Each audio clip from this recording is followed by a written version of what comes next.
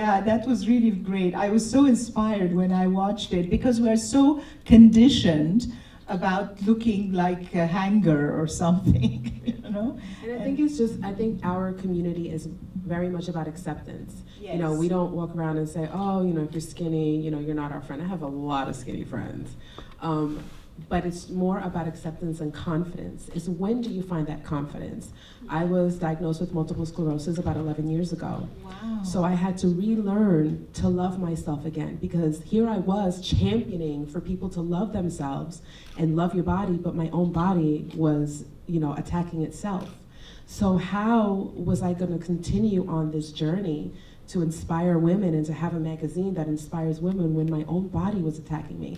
So I had to relearn to have confidence. I had to relearn to love myself. And I ended up just embracing what I was doing even more after the diagnosis. Yeah, that's great.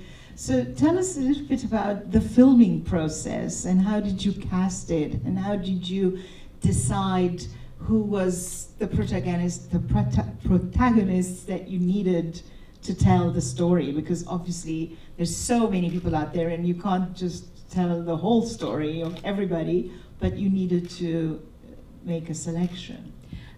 So as I said, we started out, we contacted Gwen DeVoe because we knew that she had Full Figured Fashion Week, which is an annual event that takes place. So from a filmmaker perspective, we thought that it would be great to have an event that we're building up toward. And then I think the second person that we contacted was Maddie Jones, and it was because she is, you know, so influential in the industry, so well known in the industry, and also just a voice within the industry. And we knew as well that through her we'd be able to show, and you know, being a 30-minute documentary, we weren't able to show everything. Yeah. It was also interesting, I think the very first line is, what is plus? Because as we were filming with Maddie, we filmed a number of her photo shoots, and plus is a range, and there's some people that, you know, by regular standards don't look like plus, but they are considered plus. So that's where we started. And then as we were filming Full Figured Fashion Week, we came across Hannah. And Hannah's the young girl who, through necessity, had to start making her own clothes.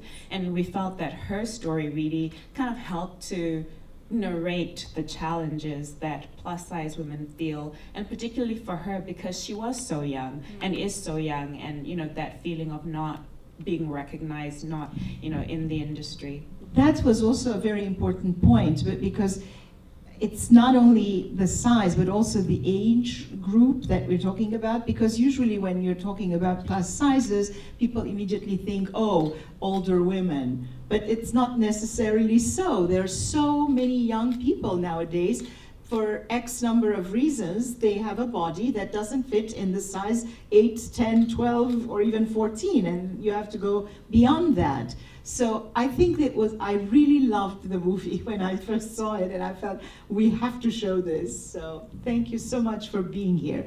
Let's see if somebody wants to ask a question. I have the light in my eye. I don't know if there's anybody. Yes? Raising back here. I wanted to know about Hannah, how she developed the couture line, but how did she go about her merchandising and actually making the clothes? Getting clothes made, where did she get them made, etc.? So she actually operates a custom, and this is her strategy. She's decided she wants to really focus on custom design. So her marketing is done really online. She makes clothes. I think when we interviewed her, she told us that she's made clothes for women all across the world. She had somebody in New Zealand who, through social media, contacted her. She's never met this person. The person sent her her measurements, sent her a picture, and Hannah made her clothes that fit perfectly. And I think that's one of the things that, you know, we certainly found is, you know, when we look at Maddie, her magazine is predominantly online, and as a, you know, it's really helped having social media, having online shopping, but, you know, it doesn't negate the fact that there still is a need for brick and mortar stores where, you know, plus women want to go and touch and feel fabrics and purchase goods. So, Maddie, I don't know what you know. No, I think Hannah is this new age girl. I'm 43 years old, so I didn't have YouTube or Instagram or anything when I was growing up. And what she did was take what is available now, you know, for us, and she created a business for herself. She learned how to sew by looking online. And I think that's pretty remarkable for such a young woman to kind of say, you know what, I'm going to create a business just based on this. And she used the tools that we have available today, which is pretty much what I did. You know, I didn't have a publishing house to come and say, we want to publish your magazine. We did it. My business partner and I did it online. And in the very beginning, it was, you know, very hard. There were not any websites that offered us, you know, the amount of, you know, support that we needed to put an online magazine together. So everything was done by code. Now there's so many, you know, websites that help you do that. But it's really about adapting to where you are, you know, and to what's available to you. So you can literally do anything. This young girl just built a business for herself. Yeah, which is great because you're taking a disadvantage or whatever. It might not be disadvantage, but something that you might consider a disadvantage and turn it around. Yesterday we had the same kind of situation because the film we were showing was about blind sailors.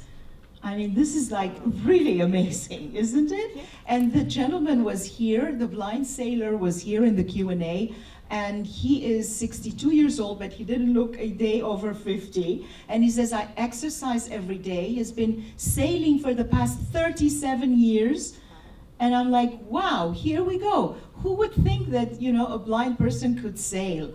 And then it's what we consider a disability or a disadvantage, and then taking it and saying, I'm not going to let it stop me, and I'm going to make something out of it. Right. So that was the other inspirational point about this film, which I really loved. Let's see if there are other questions. The outreach and how the reception has been like. We were really fortunate that, you know, we picked, I guess, inbuilt within the organizations that we picked, there was outreach included. With Full Figured Fashion Week, they have a huge audience, and so they really helped us in terms of outreach. Maddie here in her magazine was phenomenal in helping us, and we had access to her readers, and you know, and she very graciously invited us to photo shoots and things like that. So it's been really incredible the response that we've had. I think one of the most touching things that I heard, you know, certainly from the Plus community, we've had huge support, but one of the most touching things that I experienced was a lady approached me after the film was very first screened, and she's a very petite lady, and she came up to me, and I could see that she was struggling to, you know, figure out how she'd say what she wanted to say to me. And eventually she just blurted out to me, and she said, you know what, I'm a fat discriminator. I've always been a fat discriminator. And it really took me back when she said that.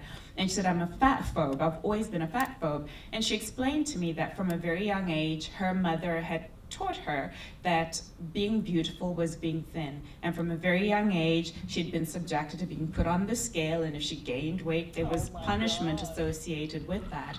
And she said, watching your film just really opened my eyes and realized just how closed I've been, that really any size is beautiful. And that, for me as a filmmaker, was the most powerful and incredibly moving thing to experience, that if nothing else, that one person had a shift in how they perceive and how they see plus people in the world.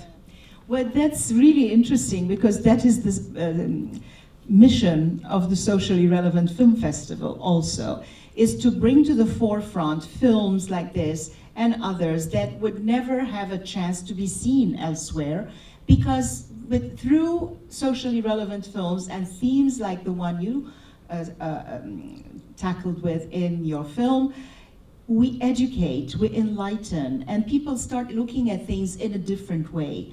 And at the same time, the movie was very entertaining, which we shouldn't forget, because this is not a lecture, it's not activism, it is in a way, but it's also entertainment. And it has to be well made, it has to have good production values, and the film had everything. So thank you so much for sharing it with us and for coming out and telling the story. And we have to clear, unfortunately, because at 6 o'clock we have another film. But I invite you to come upstairs to the mezzanine floor. We have a virtual reality showcase, which is quite something, I must say. And also we have Mexican food for you, treat for all of us. Okay. I mean, I do want to say thank you. As you said that, it is very hard to get your film seen, and to have a festival like this, and just exactly what the festival stands for, bringing socially relevant issues to the forefront. So I want to say thank you very much for all the work that you and your incredible team are doing to help us filmmakers show our films and to bring these important issues to the fore. Thank you so much. Thanks.